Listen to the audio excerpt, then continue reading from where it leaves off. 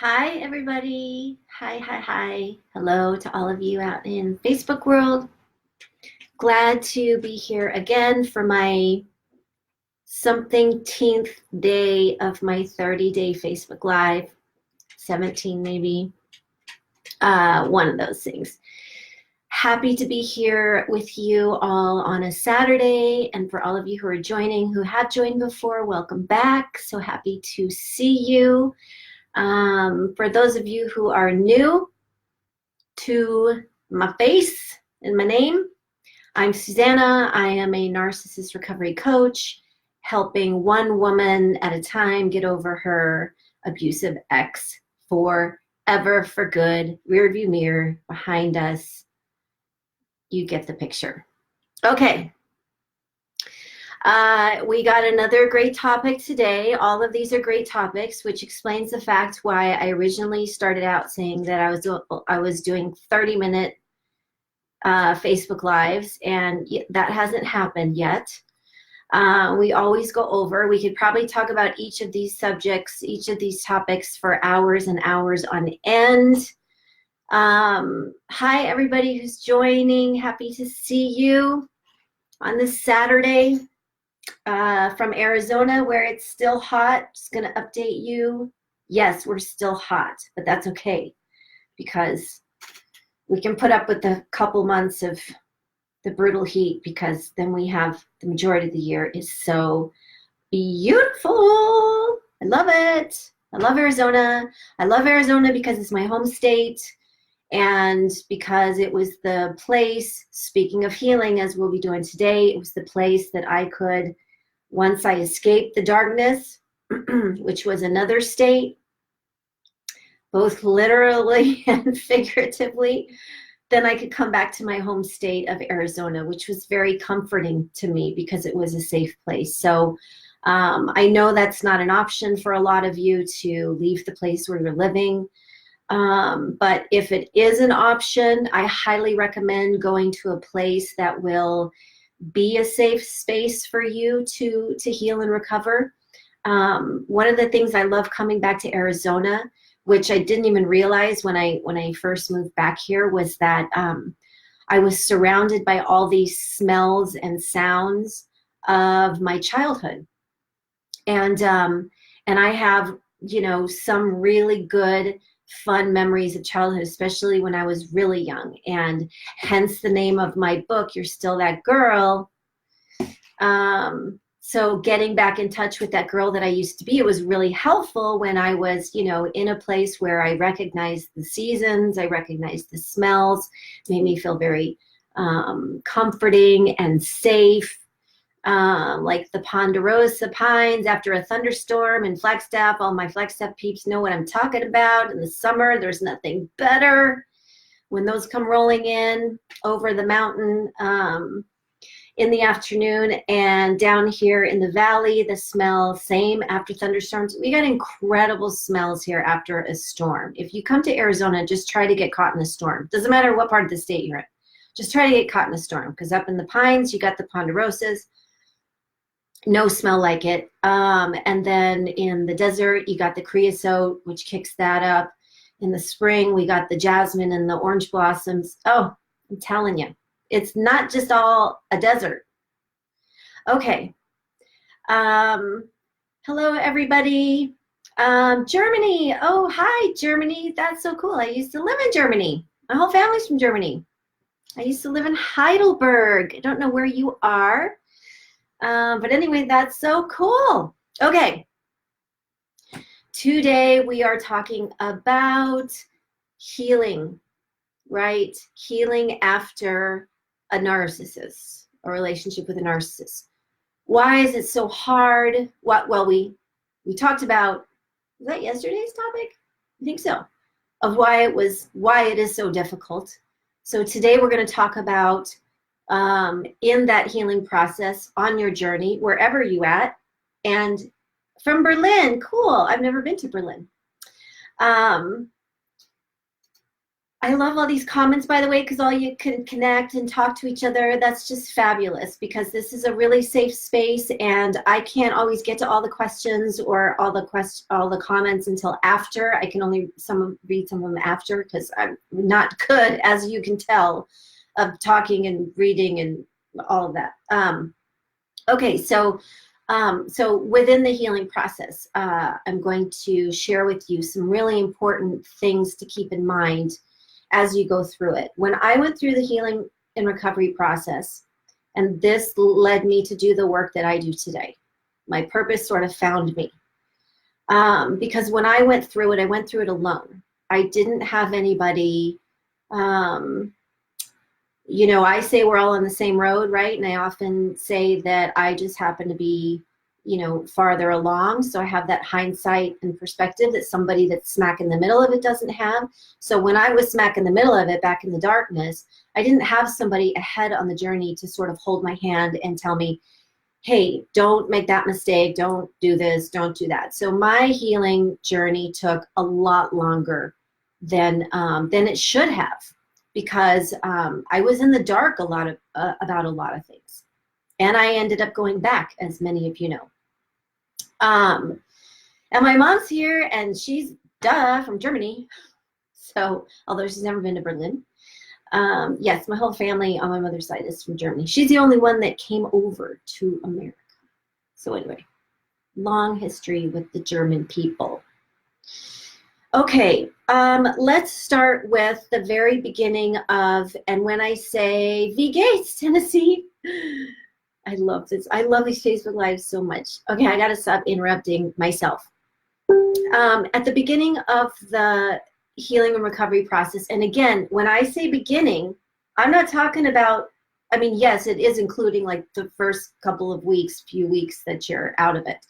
But I'm talking about when I say the beginning of your healing and journey, even beginning to middle, this is like 6 months, a year, 2 years, you know, down the line that, it's tickling.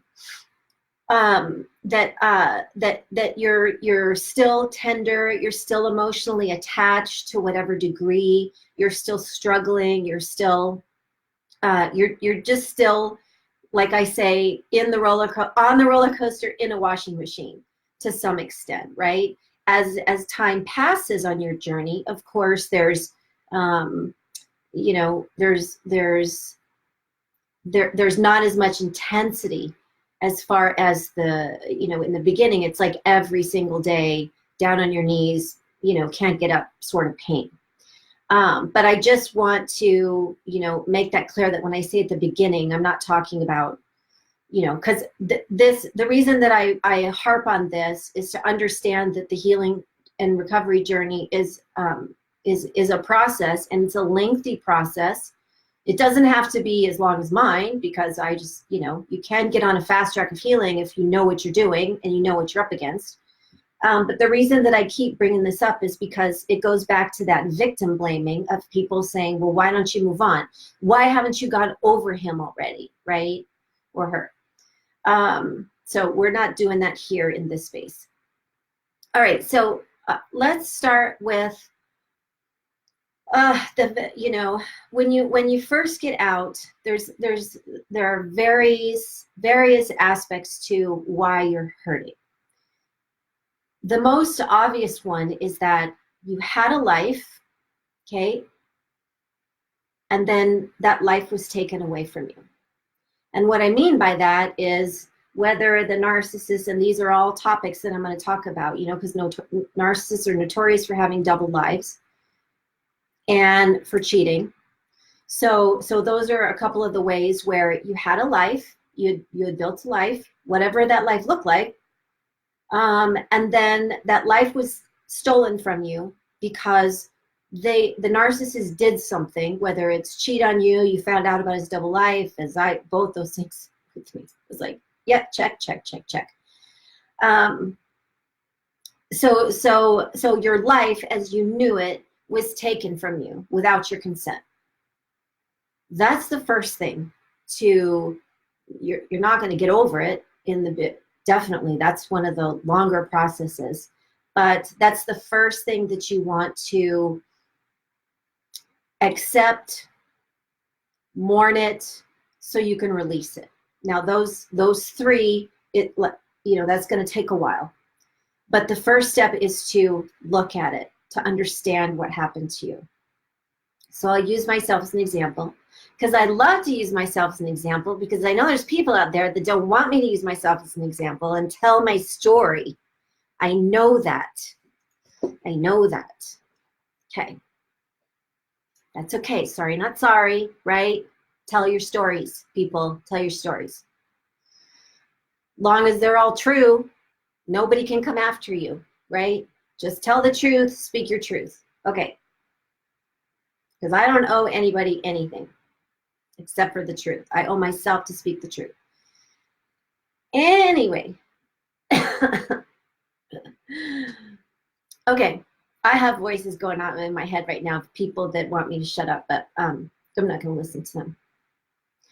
All right, so my experience coming from a place of, and again, when you have your life stolen from you, this is the way that you're just absolutely blindsided. There's that period in where you're not even healing. You haven't even entered the healing process yet, right? You're just recovering. It's like you got into a massive car wreck. And you're just, right now, we just want to keep you alive. And, in the very beginning, in the early stages, we just want to keep you alive and let's just recover, right? We need to take a minute and we need to recover from what's happened, because we've been, again, when your life is ripped from you and you're left spinning with one of those cartoon heads that's just like, swirling around because you don't know which end is up anymore, and you just had the rug pulled out from under you. And a lot of times this is a huge surprise, because when we're in emotionally abusive relationships, much of the time, as in my case, we don't know we're victims of emotional abuse. So then when something big happens, like we discover a double life, like I did, we discover they're cheating, like I did, there is no bigger surprise than that, right? Not a good surprise. So we just have to recover. The next thing we have to do is, this is a tough one. We have to see it. We have to see it for what it is. This is really, really painful, really painful. And I'll tell you why. So again, using myself as an example. So I had this life set up that I had been working toward, planning toward, investing in for a very long time, right? 16 years. Whether that life was, those are my dogs. Whatever that life was, that's all I knew was this life, right? So we had built our businesses, successful businesses from the ground up. We had children. We had, we lived in a small community, so we were very social. We had built friendships. We had built bonds. We had, you're just like this, right? You think you're on this one road together, this one track. And like, as far as I was concerned, this is what we were doing together toward a common goal, which was make it to the end. Hopefully we live a long time, but we make it to the end together. And then we die with a happy smile on our face that, hey, look what we did, right? That's the dream, right? You create, you build a life with somebody, you have children, all is pretty much good. You do what you want, you live a nice long life, and then you can look back and say, it was good. So that was the plan. That was my plan. And so when that all got flipped upside down by discovering this double life that he was leading, that included all sorts of twisted, awful, I shared this story with you, a lot of you. I don't need to tell this story to my high school girlfriends, because we all remember, but I've shared this story before, but we all remember the guy that, like, when we were 16, 17 years old, 18 years old, and we couldn't buy liquor. We'd get that guy. He was like 40 or 50. We'd get that guy to go buy us beer, right? We'd flirt and whatever to get our beer, because that's what you got to do. Anyway, like some super old guy, super old. Like I'm 51. Yeah. So I would have been, that's super old to a 17, 18-year-old. Anyway, so yeah, so that guy, the pervert guy, I married the pervert guy. So finding these things out, oh man, if there's nothing that'll kick your ass like that will, is discovering a double life. In addition, once I left, another really painful part is two things. Two things that are super painful to also see it and accept it is that when I got out, and then, especially like maybe a year later, 2 years later, how easily that I was replaced. Just like, take out Suzanne out of her business, out of the dancing, out of the house, take her out and just put the other girl, I'm not using the word woman, because that's not what she was, girl in, right? We're done. It was that easy. Into my house, into my business, into my life. That was extremely painful for me to accept. But I had to accept it, because what did it do? It showed me who I had been married to, right? It showed me who he really was. And that's crucial to heal and recover, because you have to understand who you are recovering from, right? The more that you understand that, the less of a chance you're going to go backwards toward that. The other part of that, besides being replaced and how easily it was, right? So both those things together is that not only was I replaced, but how easy it was. And this is, I've said this before, and maybe you've seen posts about it, but the best way to tell the difference between an actual narcissist and a victim of that narcissist is during the healing process. Well, a narcissist doesn't have a healing process. 2 weeks later, they're already showing off their new life on Facebook, right? Or they've moved on. Even if they haven't really moved on, right? There's no, you don't see a narcissist, 6 months later pining over what they lost or struggling. Narcissists don't struggle. They move on. Whereas you'll see the victim 6 months, a year, 2 years later, right? Struggling to get over. I'm just reading comments. Yes, the cognitive dissonance for all of you, because I don't have time enough to totally go through that, but for those of you who are not familiar with that term, please Google it. It's another one of those terms under the umbrella of what happens with narcissistic abuse. It's called cognitive dissonance. It's in the comments, so please look that up. But it has to do with that of,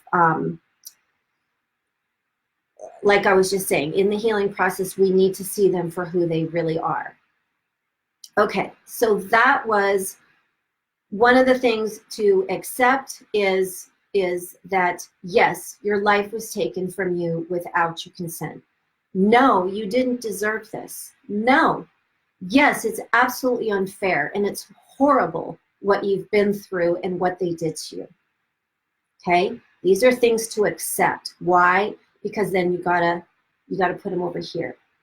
You got to put that over here. You can't live there. You can't live in that place, because then we start staying in victimhood. And when we stay in victimhood, we're not making any strides forward in our healing, if that makes sense.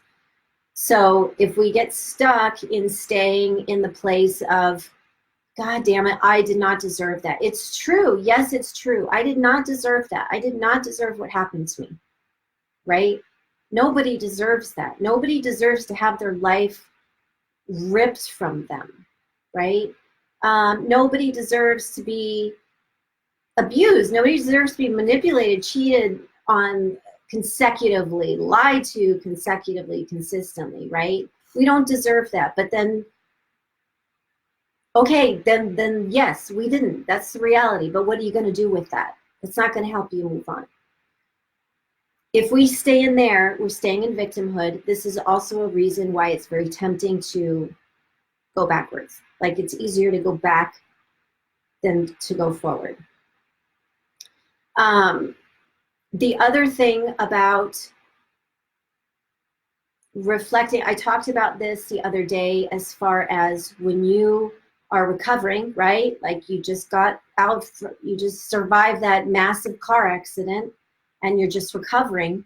So you have a finite amount of energy at your disposal, right? Because you're emotionally tender, you're emotionally depleted, you're exhausted, both emotionally and physically.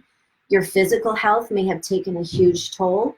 A lot of victims of narcissists, as I was, have PTSD, complex PTSD, and anxiety and depression, and all sorts of stuff happens to your physical being because of the emotional abuse. So you have this much energy. So the one thing you don't want to do is spend any of that energy on fighting your feelings for the one that hurt you.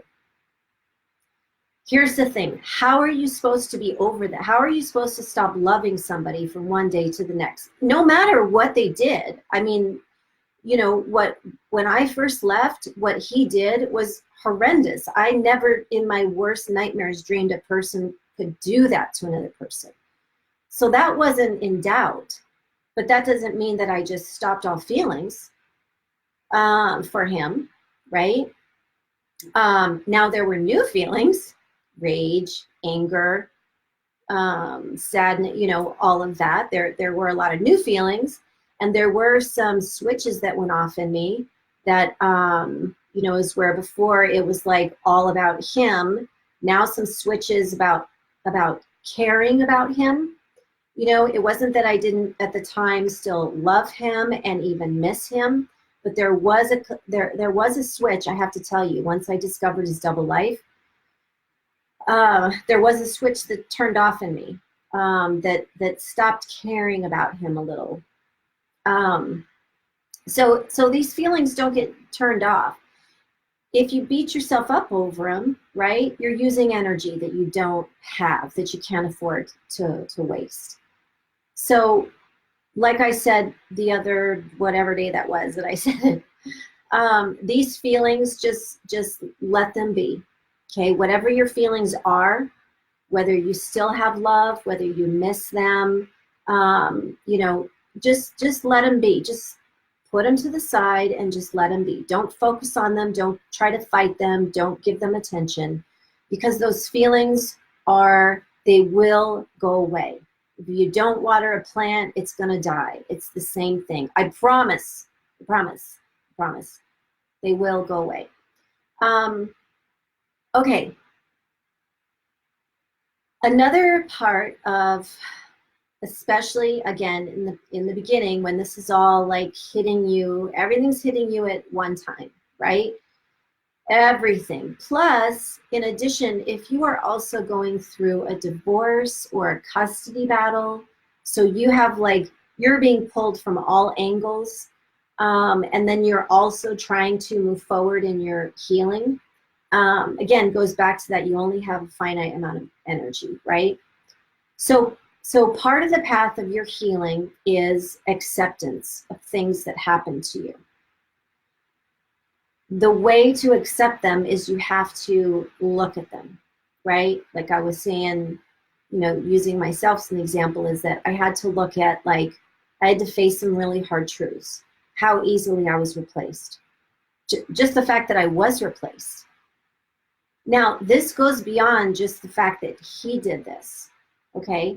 The other part of the pain comes in when our own friends and family, sometimes family members, I'm speaking about my experiences with my father, When you have friends and family members who all of a sudden, you know, you're plucked out of this, or you're replaced, your life is stolen without your consent. And then there's these people who sort of still enable the one who hurt you, right? To let him get away with it. They don't stand up for you. They don't go to bat for you. They don't have your back, right? They're fence sitters. That's what I call them. Now, these aren't, obviously, there's the people who are just 100% over on the narcissist side. Fine, we don't need them. Who wants them? Go away, right? Go over there. That's fine. The fence sitters are they're the ones that are going to cause you pain, because you're going to think to yourself, I thought we were friends, right? The fence sitters can't get off the fence between you two, which in essence means that they're on the side of the perpetrator. Let's make this very clear. There is no people who are on his side, people who are on her side. Change pronouns if you need to, people. People who are on his side, people who are on her side, and people in the middle. That is bullshit. There's no people in the middle. If they're in the middle sitting on the fence, they're on the perpetrator side. Absolutely, hands down. Make no mistake, no excuses. There's not a gray area. It's black and white. This causes pain. These fence sitters cause pain, right? Because when you've been wronged and had this incredible injustice committed against you, when you're in pain and you're suffering and you need help and you're alone, you need people that you formerly trusted or thought were friends, or family members especially, right? You just expect that from family, to jump to your side and be on your side, no matter what you need, and just be there for you. Hold your hand in your pain, even if they don't understand it. Hold your hand in your pain and be there with you. Listen to you, hug you, drink a couple bottles of wine with you, whatever it is. Just safe people. You know who they are. You know these people because when you're around them, and then when you leave their presence, you feel better about yourself, not worse. If you're around people who you feel worse about yourself when you leave their presence, those are fence sitters, those are victim blamers. Get them, go, get them out. Kick them out of your space. Don't have time for them. Just reading a couple comments, make sure I don't miss questions. Okay. So when you're in this vulnerable place of healing and recovery, this brings me to the other part of who is surrounding you, who's super close, because you have to be really careful in this place of the fence sitters and of the what's called the flying monkeys. You've all heard that term, of people who are doing the work. Think of Wizard of Oz. You know, the monkeys are doing the bidding of the witch. That's what they're doing for the narcissists, right? They're like, so they even might pretend to be your friend or try to get information or whatever. So make your circle really tight. And if there's ever a doubt, okay, I was just talking with a woman that I work with yesterday because she thought she had a friend, and she confided in what she was doing because she's in the divorce process and really struggling because her ex, the narcissist, is creating all sorts of hell and threatening her and stalking her and all of this stuff. So she went to her friend, and her friend pulled this information out of her of what she was going to do. And then her friend just victim blamed her for doing it, saying, no, you should do this instead. You know, this is what I did. And, you know, having no empathy whatsoever. So if you have people like that, again, just base it on, do you feel better about yourself when you're around them? Do you feel safe? Do you feel loved? Without question, right? Not like, another sign is that if you have to defend yourself to somebody, that no, you don't have to defend yourself to a friend, like to a true friend, okay? You don't have to defend yourself. I used to do this all the time with somebody who I believed was a friend. I believed was a really, really close friend.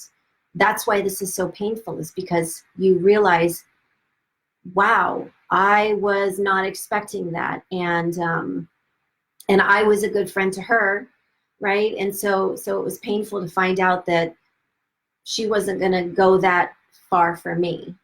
But that's definitely a difference, because now I know when my true friends came out of the woodwork, which was really all my great friends from high school, who, when I'm around them, I don't have to defend myself. I can tell them what's going on. I can tell them my story, and they're just like, got your back. I understand. God, you must be hurting. I'm here for you, whatever you need, you know. And we're all in agreement that, yeah, he's a shit and an asshole, right? That's the kind of circle you need to build around yourself. Those are the kind of friends you need to have. Okay. If you, again, this is not easy. I could talk about this for hours as far as, you know, explaining why it's not easy, but suffice it to say is that I'm just sort of condensing of what you need to do. Sometimes it does come down to our own inner logic, or that girl that's inside, our intuition, our gut instinct that we're starting to listen to again. Sometimes it does come down to that because we make things too fucking complicated, right? We make too many, because we've been accustomed to making excuses for the other person, and so we try to complicate things, and we get a little, you know, into our head too much, when it's just a simple matter of, does this person really have my back? Does this person make me feel good about myself? Or do I feel like shit when I'm around them? Do I feel like I have to defend myself? Do I have to explain myself? Do I feel like there's a part of them that doesn't believe me? We don't need a big confrontation with these people. It's just, no, I need you to go, right? Just gently move them out of your space. Okay. Just making sure there's no questions. Okay. Think of the healing and recovery process as, you have to go through these stages, right? Of, you know, reflecting and accepting what happened to you. And then you have to grieve it. So like in my case, I had to reflect on it, that I had been replaced, that he had a double life, that I had my life just stolen without my consent. I feel like I just woke up from a bad dream from one day to the next. And then it turned out that it wasn't a bad dream, it was reality. So accepting that, yes, that happened. And then I had to move into a process of grieving it, feeling it, grieving it, right? And mourning it. What these things are when you're looking back, and you have to look back on everything. You have to look back on the relationship itself. You have to look back on what happened to you. You have to look back on how you got into this position, right? Those open doors. And you have to look back even before, of, like we talked about a couple days ago, as far as how did you get here in the first place, you know, with this abusive person who's hurting you. So each of these things that you're going through, you can think of it like, you know, you have to grieve it and mourn it, and then you have to accept it. So it's kind of like a little death. So or a big death, right? The death of your illusions, the death of your expectations, the death of the life that you thought you were going to have. I know this is horrible. It is, like, the words coming out of my mouth, I'm like, God, that sucks.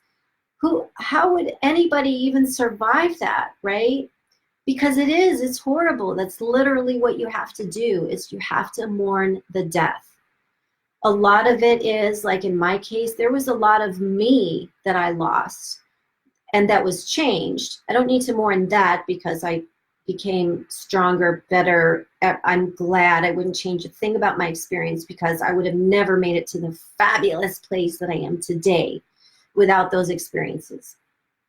I shudder to think, if I had actually not discovered his double life, I shudder to think where I'd be today. I really do. If I wouldn't have had that huge catalyst to kick my ass and get me out of Dodge, right? So these are deaths that you have to accept.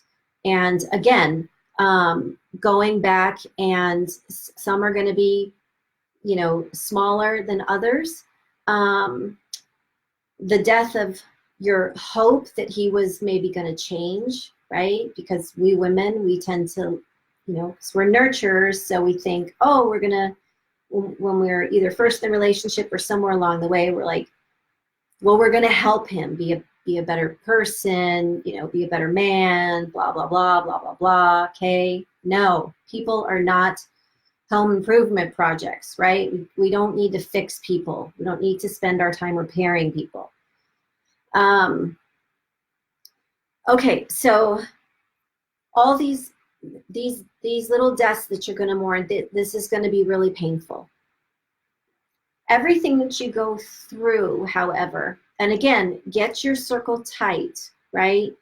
Go into your little cocoon. If you got kids, bring your kids in there. Bring your closest circle, the people you 100% trust, not that you have any doubts of. Don't bring them in there because they're going to cause all kinds of chaos for you. Especially if they're bringing victim blaming in. Man, nothing will throw you off course more than somebody victim blaming you, right? Because it makes you doubt everything that you're doing and it makes you feel like shit. Okay, so while you're going through all these little deaths, mourning them, grieving them, right? And you're in your little cocoon. On the days that it is the most painful and you're hurting so much and you're so lonely and you're tempted to go backward, right? Or just even stay in place. We don't want to stay in place in victimhood. If you are saying things to yourself, if you're spending a lot of time in that place of how could he do this to me, right? Which is true, how could he? But that's not helping you to sit there and ask that question. Because the fact is, here's the answer, because he did, because he's a narcissist. And he's going to do it again to somebody else as soon as you're out of the picture. He's probably already doing it, right? So, but if we spend that time there, how could he do this to me? Or why me? That's a terrible victimhood question. Why me? Right? First of all, that's inviting a lot of guilt and victim blaming yourself because then you're coming up with answers like, I must have attracted it. I must, you know, all of that I talked about yesterday as far as my belief is, I'm going to say it again for the people in the back. I do not believe, it's not true that we attract horrible people into our life. That's not true. That's not true. We have doors open for horrible people to walk in and take advantage of us and abuse us and use us and manipulate us and deceive us. We do. I told you yesterday, I had huge doors, double doors open for both my first husband and my second husband to just waltz right in and do what they wanted. And, you know, I was the doormat and they just stepped all over me all the time for years, right? It doesn't mean I deserved it, that I did not attract them. I don't have like some magnetic narcissist metal inside my body that pulls them to me. No, I just had an open door so when they came sniffing around, they could just walk right in. Or waltz right in, because my ex-husband was a dance teacher, so we waltzed right in. So while you're, you know, you don't want to spend your time asking yourself questions that leave you in victimhood, but you also, you don't want to, you want to make sure that you're also not beating yourself up and you're judging yourself and you're victim blaming yourself as you go through this. That's why, again, it's so crucial to have that really tight circle, you know, who won't add to that. Hi, everybody. Here's the last thing I'm going to leave you with today. When you're in that place of, and I know it because I was there a long time, when you're in that place of doubting what you're doing, of thinking, again, those voices in your head that are telling you like, well, you don't deserve any better, you're never going to find love again, you're never going to find anything better. Those are not your voices. Don't listen to them. I know it's hard because they're really loud, but they're not your voices. Your own voice would not talk to you like that, right? Because you are worthy. You're absolutely worthy. Everybody is worthy of real love. Everybody is. Well, not narcissists. because they don't deserve it, because they don't know how to show real love or give real love. Anyway, I'm digressing. Yes, absolutely, Sarah. Remember this about, she's pointing out about narcissists. This is super important. It just came to me like light bulb. This is a super important fact to understand, is that narcissists beat us down so we think nothing of ourselves, right?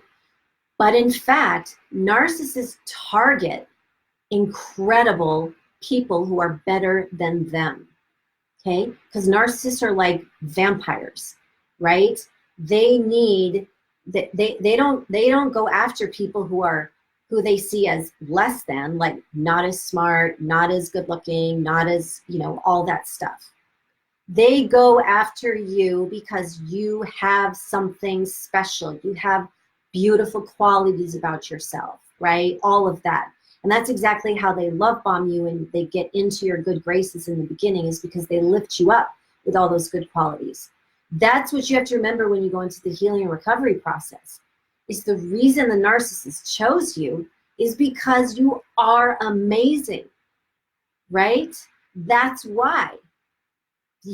So you need to remember that when you leave them and you're recovering and healing, is they chose you for a reason, and you need to get back to believing those qualities about yourself, because the narcissists, they target you for your great qualities, and then they spend the next however much time you're with them breaking you down, right? Attacking those same qualities that they used to raise you up for. So please remember that, right? That you are a beautiful soul. Everybody, all the women that I talk to and work with and myself, we all say the same thing as far as when you're looking back, because you come out of it, you come off that roller coaster in the washing machine, like not knowing which end is up and not recognizing the woman in the mirror. But you remember her from way back. You remember how, when I looked back, I remember how smart she was, how fun she was, how creative, how intelligent, how good she was with money, what a great mother she was, all these things, right? All these great things that I felt like I wasn't anymore.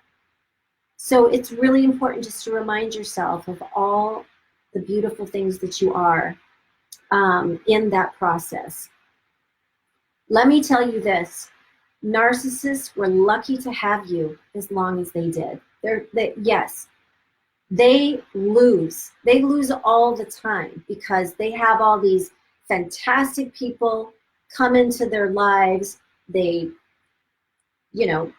fuck them up in all sorts of ways and then spit them out. And yet still, that beauty survives.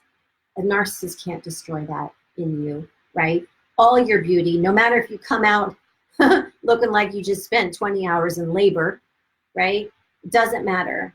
All that beauty is still within you. So narcissists, they're the big losers in this. They're the big losers.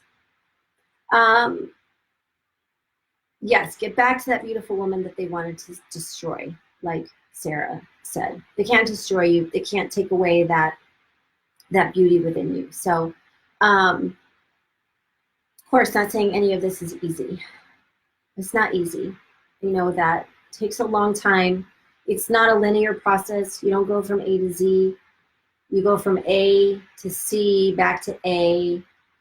Sometimes you'll skip up to, J, and then you're back at C again. I mean, it just, there's no common sense about healing and recovery. It's the same as the relationship itself with a narcissist. There's no sense to it. But the foundation of your healing and recovery is that you're moving from a place of darkness. You're going into your cocoon to heal and recover, lick your wounds, mourn the little deaths that you have to, or the big deaths that you have to, before you can emerge into your beautiful self again, right? However long that takes, don't listen to anybody else of how long that takes. Don't listen. If those are fence sitters and victim blamer people, they're don't listen to them. They don't know what they're talking about. They don't. I know it. I know what I'm talking about. They don't know what they're talking about. Fence sitters, get rid of them, stay away from them. That'll be your key, is find the friends. Find your Mitzies in the world. That's one of my good friends who, yeah, find like that. And you know those people. Okay, everyone. I have loved being with you here on a Saturday. I will see you tomorrow on Sunday. I think tomorrow, Sunday, I don't know why, but Sunday would be a good time to talk about stalking, because in all sorts of ways, because narcissists love, I've never seen a narcissist not also be a stalker to some degree or another. And boy, do I got stories for you. I have stories to tell. Okay. Hey, Annette. Yes, thank you for your reality check. You're absolutely right.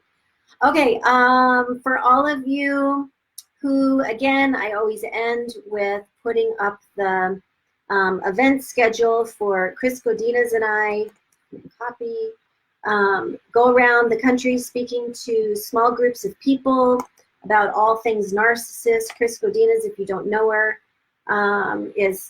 she's just the queen. I don't even know how to sum up in a sentence all the fantastic things she is, but we go around talking to, so we keep it very small and intimate for the reason of, you can come share your story with us, get a hug, give a hug, and just be in a really safe space, get some guidance, get some support, just some one-on-one personal. It's all good. Great way to spend a Saturday afternoon. We'll be in Reno September 14th. 2 weeks from today. See, I can do now. 2 weeks from today, we'll be in Reno. If you are in the area, please get a ticket. I don't know how many tickets are left, but again, we have small groups for a reason. When it's small. Remember, like I just said, small circles, safe circles for you. Okay.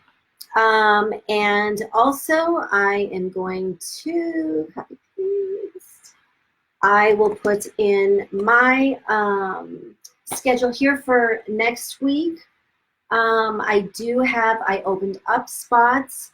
If you want to get on a call with me and just tell me more about your situation, what you're struggling with, I'm here for you. Sometimes it helps to talk to somebody who's, been there, done that, and it's just, like I said, I'm on the same journey as you. I just happen to be further along. I just happen to be like fully at the top of the mountain, in the light, claiming my space, loving it, living a life I deserve. That's where we want to get you. Okay. Love to you all, especially strength and hope to those of you who are not feeling strong and not feeling hopeful right now in this moment. I really want you to know that you're not alone. I know what it's like to be where you are. And I'm just sending you lots of strength and hope today, because you'll get there. I promise you'll get there, and you'll get to a life that's waiting for you to be a part of it, right? And that you deserve. Real love is waiting for you, not this abuse disguised as love shit. We're just going to be done with that for good. Okay, bye everybody. I'll talk to you tomorrow, mañana. Ciao.